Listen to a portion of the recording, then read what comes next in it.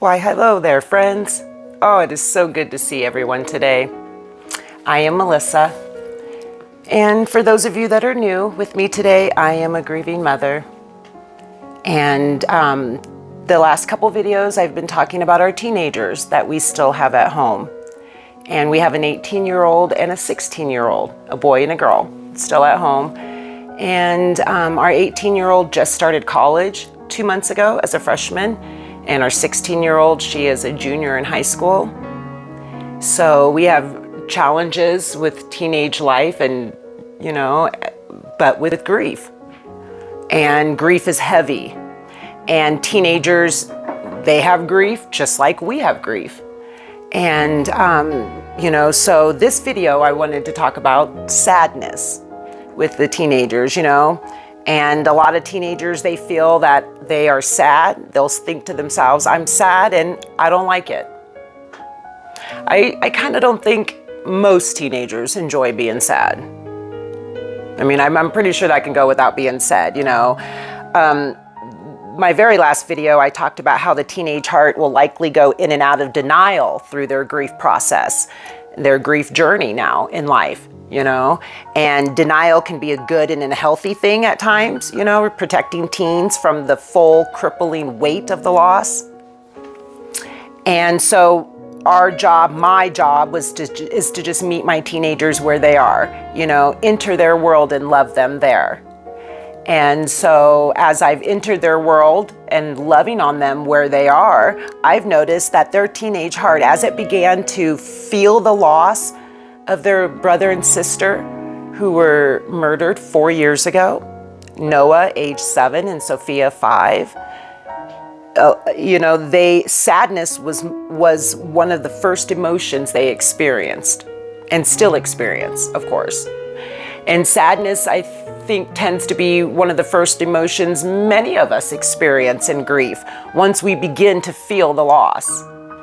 And I've noticed from a grieving teenager's heart, like my last two videos, this one I also wrote down some things that kind of went on in their minds that they think to themselves a lot, especially in the first year of the loss and so on now. So some are from my own teenagers, some thoughts are from other teenagers, anonymous grieving teenagers. So I just wanted to share some of these thoughts with you. I think they're helpful for us. They are. As adults, teenagers and adults do think differently. And I know I don't have to convince anyone of that. So I think it's helpful for us it's helpful for me to be able to, know some of the thoughts in their minds. And some of the things they think about is, this is all so sad. I'm sad. How can you be gone? You were just here. Forgive me, friends, I got my notes. It's my grief brain. It is. And if I don't write things down, I will not remember the things I really want to tell you, and I'll be all over the place. Another thought is, in fact, I'm waiting for you. I expect you to text, show up, or walk into the room. Sometimes I think I hear you. You feel so close, like I can almost reach out and touch you. Why can't I reach you? You can't simply disappear. Then the truth hits, and you seem so far, far away. Another thought is, dead. What does that really mean? What's that like? Did it hurt? Does it still hurt? Where are you? How does all this work? Can't someone explain this to me? I can't figure this out on my own. And teenagers are good at putting on a persona that they can figure things out on their own. But the truth is, they don't feel like they can. Probably no more so than we do. Another thought is, I miss you. Everyone misses you. I cry inside and outside. I wake up and struggle. Another thought, you guys should be here. This shouldn't have happened. How am I supposed to handle this? How will this change things? What will my future be like? My hope feels crushed. I don't know. The only thing I seem to be able to acknowledge is that I'm sad. Very sad. My eyes are puffy all the time. I don't sleep well. I have nightmares. Sometimes I dream about you, which is often worse. I noticed yesterday that I'm eating less. Honestly, I'm hardly eating at all. Then again, how could I be hungry with all of this? Everything is about you guys, Noah and Fifi. Missing you is painful. I want to see you guys. How do I do that? I can't.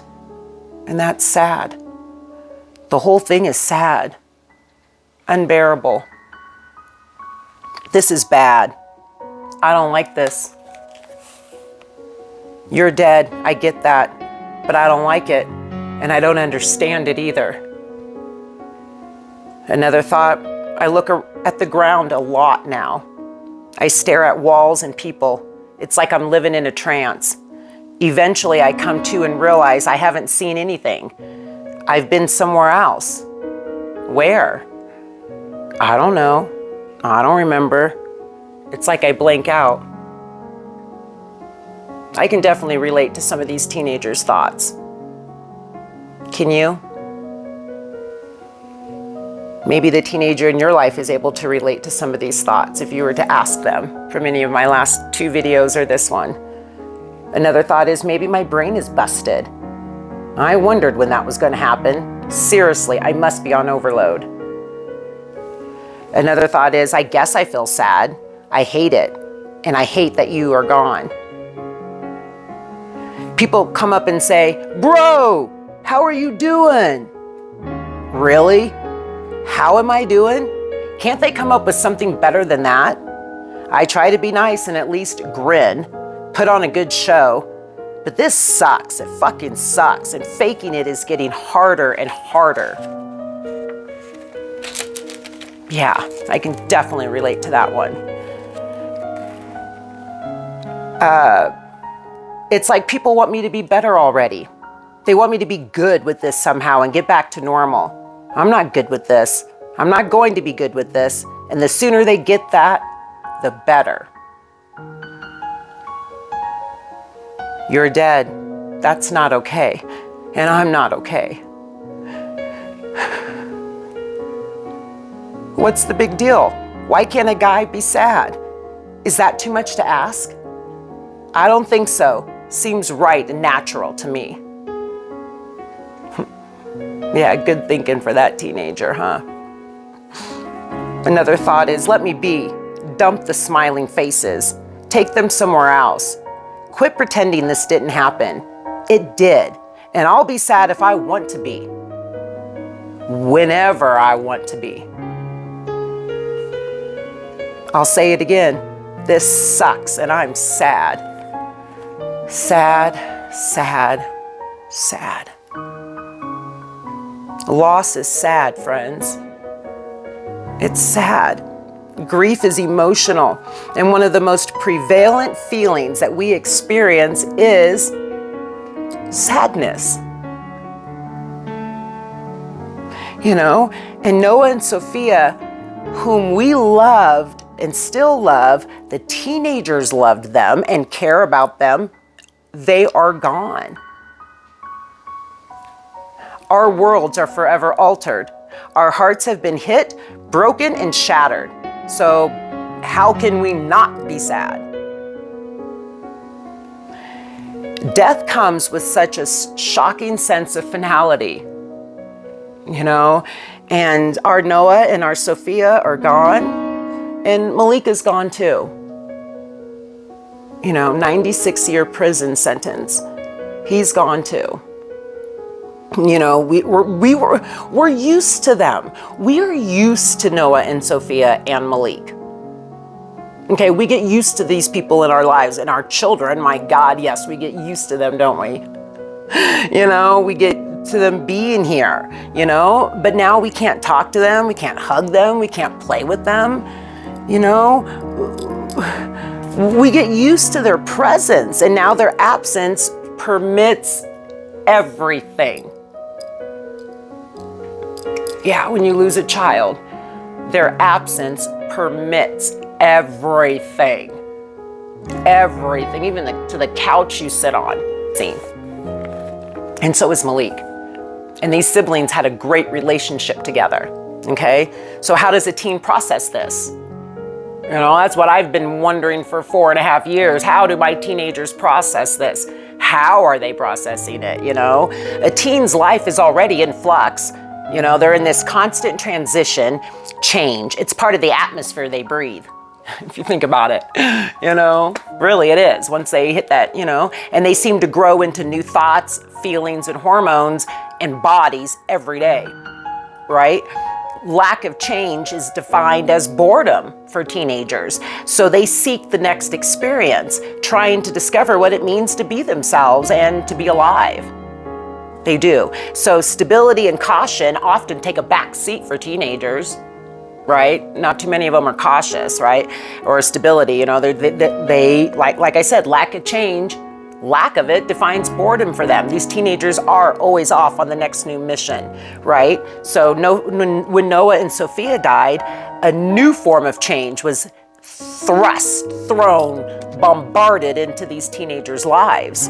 And the change, of course, most definitely was not pleasant at all, period. Right? It's painful, confusing, and even threatening. What sense of security the teen has is shaken, shattered, tossed to the wind. They didn't expect this. We did not expect this. In an instant, their world is upended. So, you know, a teen can already feel out of control, right? And in life, you know, they do. They definitely feel out of control in life. They're always on that brink of wanting control, wanting to be in charge, but yet us as parents and society, we're stopping them. You're not old enough. You're not old enough. You're not old enough to drive. You're not old enough to vote. You're not old enough to rent a place to live. Kind of a thing, right? You know, so when death, it will elevate this sense of vulnerability to a whole new level for these teenagers. And when they begin to feel the loss, like I said, sadness is most likely the most predominant emotion that they experience. It most certainly is with our teens. Our world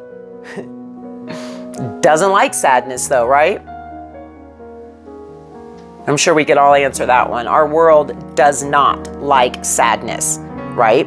Unfortunately, our world doesn't tolerate sadness well. We want to be happy, right? You know, we want to see happy, smiling faces around us. We want things to be pleasant and smooth, right? We naturally expect people and situations to cooperate with our plans for being happy and carefree, right? That's a subject for a whole nother day, but most definitely we begin our day and overall try to orchestrate it so, and the situations and the people, so we will be happy. You know, so in other words, a grieving heart will always be swimming upstream, brothers and sisters. So when you encounter a grieving heart and a grieving teenager's heart too, remember that their heart, that they themselves in their lives are always swimming upstream, because we live in a world that does not like sadness and does not tolerate it well at all. People notice sadness and they usually walk away from it. It's as if grief and emotional pain are some kind of disease, and the general population is terrified of getting infected. More so than they were terrified of being infected with COVID. You know? However, the truth is that almost everyone is grieving on some level, right? And the sadness of others triggers the sadness deep within us. Yeah.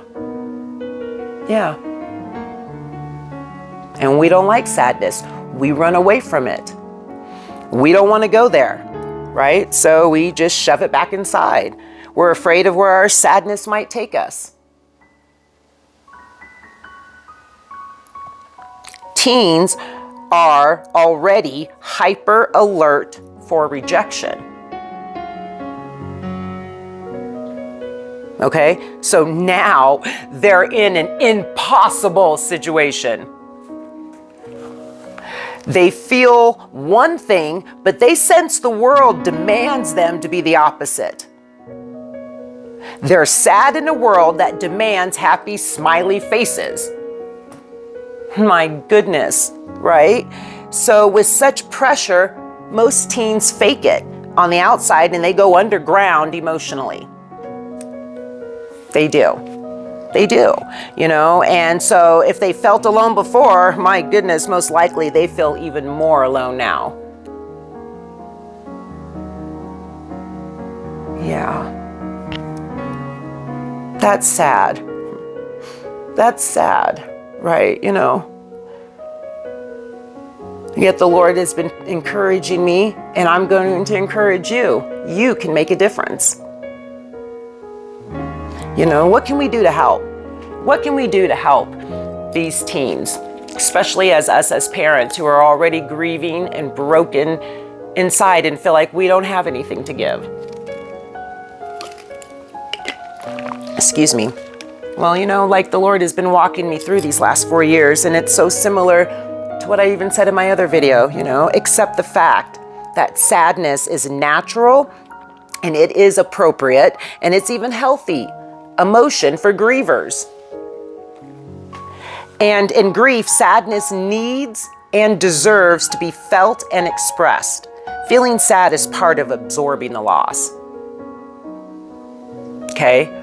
So, it deserves to be felt and expressed. Noah and Sophia are not here with us anymore, and that is gut-wrenching sad, and that deserves to be felt by their brothers and sister and by their mom and dad, aunts, uncles, friends. Rather than trying to chase the sadness away, let's just meet these teens where they are. Let's just meet them where they are. Find ways to enter their sadness with them. Number 2, we can continue to coach ourselves to be quiet and listen. Like I was talking about in my last video, we exist with them in their world for a while. Be quiet. Listen. Notice their body language. Try to see and listen to their hearts. Remember, sadness is not only okay, but expected and healthy. Remind yourself that your overall goal is to love them. Yeah, so I don't have an answer. There's no fixing anything, like I said in my other video, like I've said before. But I know how to love. And I love my teenagers, and I love my husband. I love our family, so I can love them. Loving someone begins with meeting them where they are. Enter their world rather than trying to pull them into yours. Right? Love normally does that. Love actually does do that. Jesus does that.